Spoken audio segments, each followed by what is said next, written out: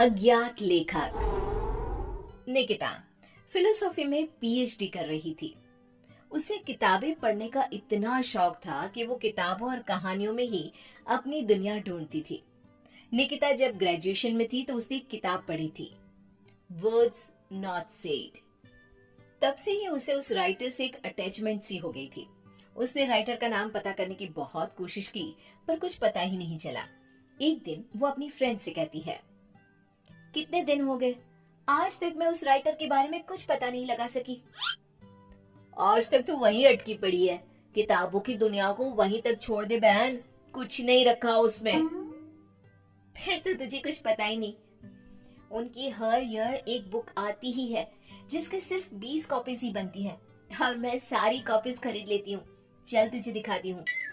निकिता प्रिया को store room में लेकर जाती है। रूम बिल्कुल ठंडा। प्रिया को ऐसा महसूस होता है जैसे वो यहाँ पहले आ चुकी है।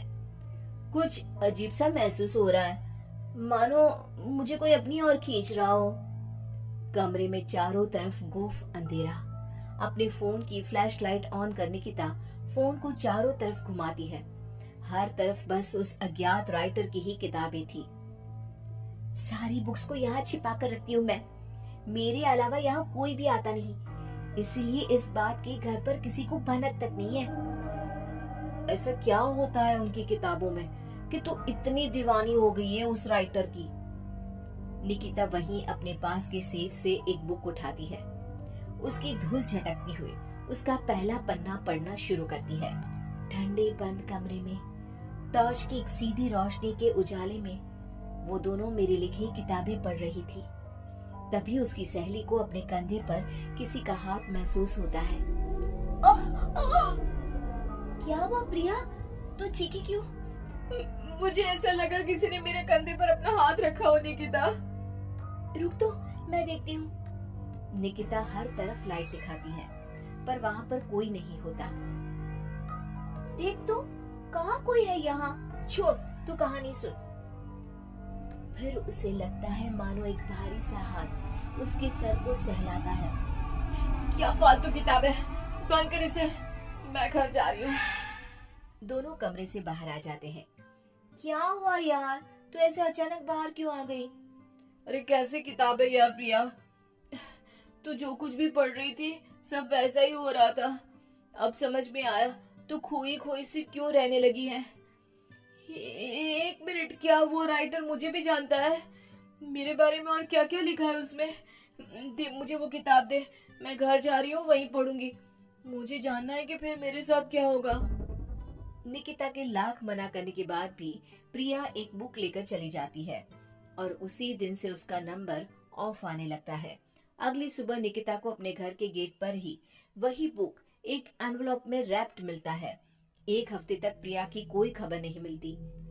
निकिता किताब का पन्ना पलटती है जहाँ प्रिया के गायब होने के बाद टू बी कंटिन्यूड लिखा था। अब मैं नेक्स्ट पार्ट का वेट नहीं कर सकती। प्रिया मेरे कारण ही गुमशुदा हुई है, पर मैं क्या करूं? निकिता एनवलप में आए बुक को खोलती है जिसमें एक एड्रेस होता है, एक ऐसी जगह जिसका नाम गूगल पर भी मौजूद नहीं था। पर निकिता बस पकड़कर निकल पड़ती है। पालनखेत, पालनखेत। ये तो वही जगह है। मंजिल ने राही को ढूंढ ही लिया। निकिता जैसे ही बस से उतरती है, बस गायब हो जाती है। लगता है ये बस मुझे यहाँ लाने के लिए ही आई थी। निकिता रोड से जंगल की ओर बढ़ती है। अंदर चलते हुए उसे एक खंडर दिखता है जिसके अंदर वो जाती है। अंदर उसे एक लड़का डायरी लिखते हुए दिखता है। अरे आ गई आप, आइए आइए। आप ही है वो राइटर? मुझे बताइए कहाँ है प्रिया? वहाँ देखो। निकिता देखती है कि दीवार पर प्रिया की तस्वीर लगी हुई है जिस पर हार चढ़ा हुआ है। प्रिया की फोटो के साथ वहाँ कई और लोगों की तस्वीरें भी थी। ये सब क्या है? मेरी कलम श्रापित है, मैं ना भी चाहूँ तो भी ये चलेगी। जिस किसी का जिक्र ये करती है उसे मार कर ही दम लेती है। ये सिलसिला शुरू हुआ था जब मैं 16 साल का था। एक नदी के किनारे मुझे ये पेन मिली। मैं इसे अपने कबर्ड में रख कर भूल गया। फिर एक दिन अचानक कबर्ड से लाल रोशनी आई मैंने उसे खोला तो पेन चमक रही थी और इसने लिखी मौत की दास्तां।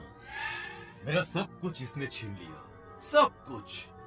मैंने उसे खत्म करना चाहा, पर नाकाम रहा। मैं सब कुछ छोड़कर जंगल में रहने लगा, पर यह तब भी नहीं रुकी।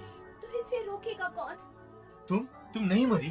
बाकी जिस किसी का भी इसने जिक्र किया, उसको इसने निगल लिया। तुमने मेरी सारी बुक्स पढ़ी, उसे संभाल के रखा, पर तुम्हें कुछ नहीं हुआ। तुम ही वो मसीहा हो निकिता। मुझे बचा लो और इस खेल को रोक दो निकिता। निकिता पेन उठाती है। उसके पेन को पकड़ते ही एक औरत उड़ती हुई आती है और पीछे से उसे लिपट जाती है। उसके शरीर से खून बहे जा रहा था। खुले बाल, झुर्रियों से भरा उसका चेहरा बड़ा डरावना लग रहा था। मेरी गोद में बैठो निकिता, आओ ना। नहीं, बहकना मत निकिता। यही है पेन की मालकिन, रूहें खाती है ये।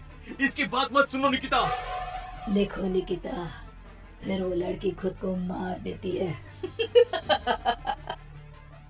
निकिता पेन उठाती है और लिखती है। करण उछलकर दूर गिर जाता है। आंधी तूफान चलने लग जाते हैं। दीवार पर टंगी सभी तस्वीर नीचे गिर जाती है। जिस चेयर पर बैठकर निकिता लिख रही थी वो उड़कर दीवार से टकरा जाती है। मैं जिंदा हूँ? निकिता, तुमने ऐसा क्या लिखा था? और कालिंदी की आत्मा पेन के साथ ही खत्म हो गई। ये लिखकर मैंने पेन की नींव तोड़ दी थी। दोनों उस हवेली से बाहर आ जाते हैं और हवेली गायब हो जाती है।